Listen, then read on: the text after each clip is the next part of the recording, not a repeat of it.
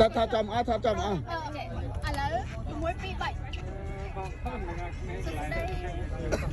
សួស្ដីទាំងអស់គ្នាចង់ប្រាប់គ្នាឥឡូវ ហេបទាំងអស់គ្នា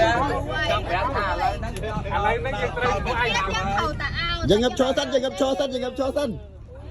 យ៉ាងឥឡូវដល់វគ្គក្រានទាំងអស់គ្នា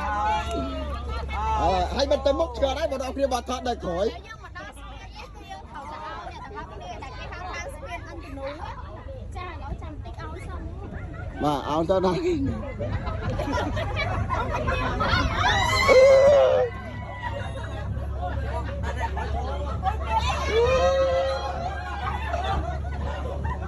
អឺ